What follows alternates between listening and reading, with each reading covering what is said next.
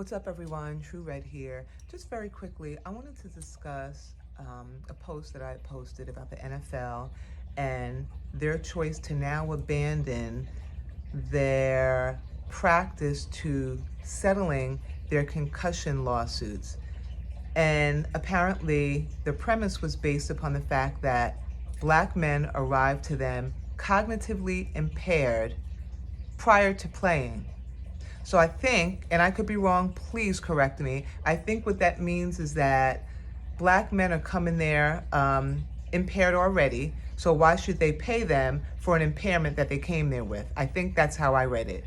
So let me speak to that first. So for you, any other organization or any other system who thought that you saw deficiencies from black folks, those deficiencies came from you. There's no other race or group of people that could have survived from 400 years ago to date, Friday, June 4th, 6:45 Eastern Standard Time, out in the streets now. The harassment, defamation, brutalization, terrorizing, hatred, discrimination,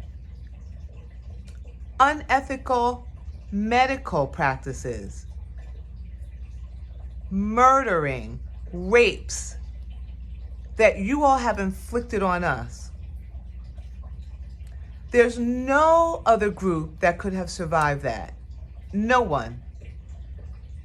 And so I'm saying that to say, you don't really believe that black folks are impaired. That's something that you've been taught, and you think you believed it, and it's a stereotype, and it's been perpetuated. But if that were true, if you really thought that, we would not have had the murders in Tulsa, Oklahoma. We wouldn't have all this continued oppression and foot on the neck if you thought that. Because if you really believe that, you would just let us sit here and be impaired and not be able to do anything. Because if we're impaired, we can't do anything. But that's not what you really believe. Let me say this to the black entertainers, celebrities, the pastors, politicians, who continue to spend their time to push this COVID vaccine, an agenda you know nothing about, rather than spending time on your own community, is disturbing. It's disturbing.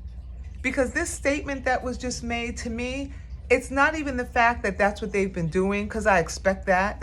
I just expect that from, every organization in the country, and that's just what it is. That's how we're viewed, because I understand how black people are viewed. But I think it's the way it's reported so haphazardly that, okay, they're not going to do it anymore.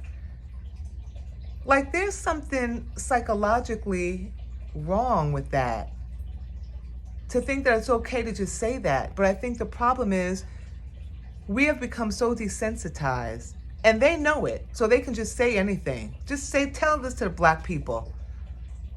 And that's what's disturbing. And for you sisters out there to think that we have arrived because we have a black woman in the White House, well, she's Asian now anyway. She's not even black, because she got y'all all wound up. See, she used us, and not me. I mean, I voted that way, not for her. And so if you think that we've arrived somewhere, like, this speaks volumes. This should show you where we are. Because when they talk about black men, they're talking about us also. We are they are us, no matter what anybody tells you. And so what I think is most disturbing about that statement that was made is the fact that it seems to be okay to say anything now. And so I'm just saying, we have to help ourselves. We have to stop looking to everyone. We have to stop believing all this propaganda, Black Lives Matter. It does not. It's like they tell us things and we just accept everything that's said to us. And it's going to be our demise.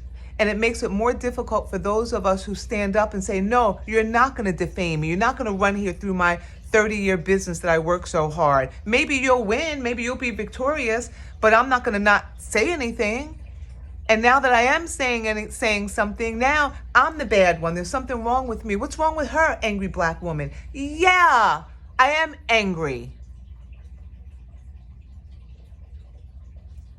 So let's start doing something for our community. Start speaking up and stop being so afraid.